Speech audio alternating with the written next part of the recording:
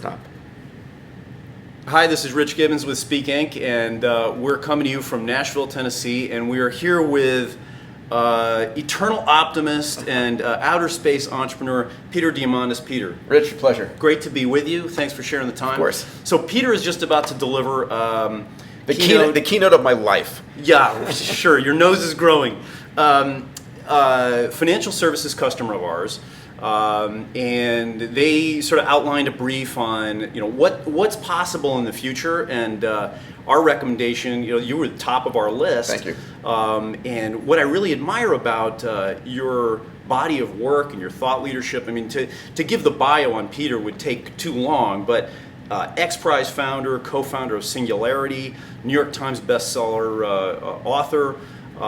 But your optimism around the future and what it holds for humankind is remarkable. It's based on the facts. It's based on the fact that when you look over the last 1,000 years, last 100 years, the rate line of how things are improving is constant. And we, as humans, we tend to always look at the bad, right? Because our brains evolved on the savannas of Africa, paying 10 times more attention to negative news than positive news, because if you missed a piece of food over there, too bad. You missed a lion in the bushes, you were dead. That was a bad day. That was a bad day. Yeah. Your genes were out of the gene pool. Yeah. And so we pay far more attention to negative news. But if you look at the data, we have taken 90% of the human race out of extreme poverty over the last 200 years.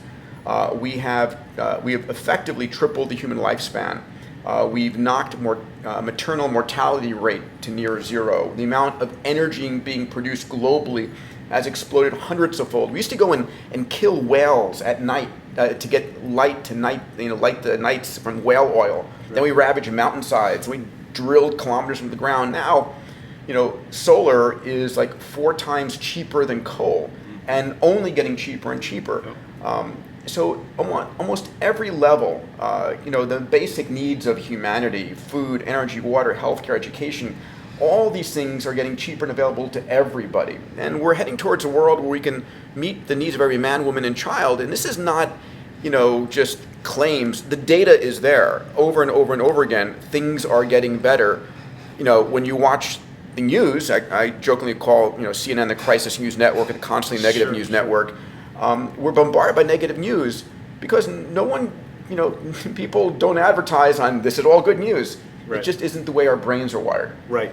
The other thing that you share that I find absolutely fascinating is sort of extrapolating Moore's law and the rate of computer processing power, and how are we at the level of the human mind now, or are we getting there? So if you look at computation, the computers hundreds of years ago were mechanical devices. You would turn the crank, and then we got to the early versions of relay-based computers and transistor, and then integrated circuits. And Moore's law is what we call the increasing speed per dollar of computation. And Gordon Moore founded Intel in 1958, and he noticed that every 12 to 18 months, computational power per dollar was roughly doubling, and it has for 50 years.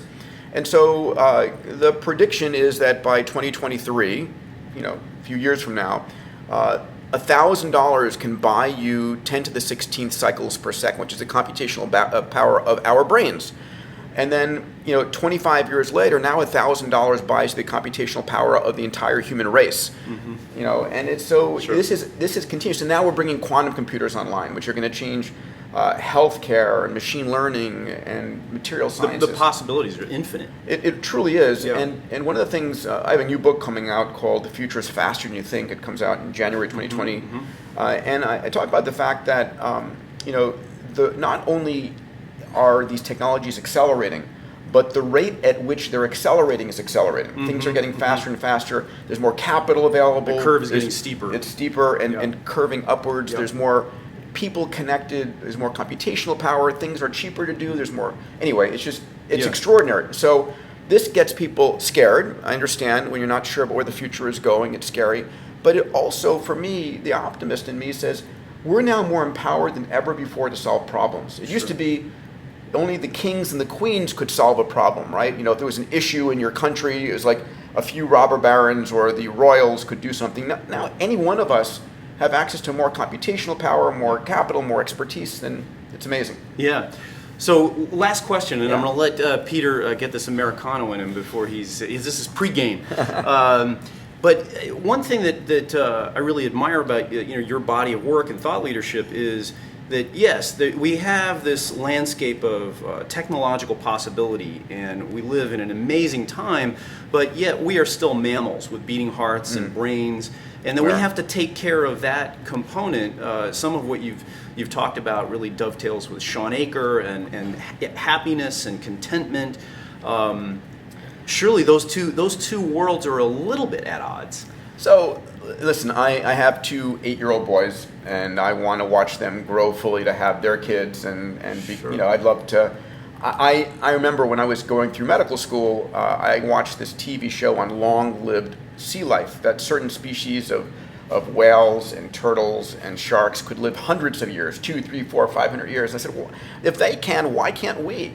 And I said, it's either a hardware problem or a software problem. Mm-hmm. And so I believe we're now entering that period of time where we truly have the ability to begin to understand why we age and start looking at aging as a disease, that we can make 100 years old and you 60. And I'm an entrepreneur, as you know. I've started some 21, 22 companies, and the last 3 or 4 have been in the longevity space. Mm-hmm. And so I think it is possible for us to live with the aesthetics, the cognition, the mobility at 100 that we had at 50 or 60.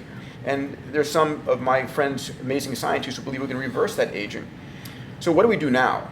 Right now, I think the most important things for remaining vital is exercise. Mm-hmm. It's sleeping well, which I didn't do all that well last night. Eating right. Yep. And then the fourth one, under our control, is attitude. Right. Living a life in which you are grateful and happy and positive really has a fundamental impact on your brain and your physiology. So I do meditate every day. I do try and exercise at least with intensity a little bit every day. Sure. I eat more of a vegan lifestyle, and I'm tracking what's in the lab. Amazing technology in phase 1, phase 2, phase 3.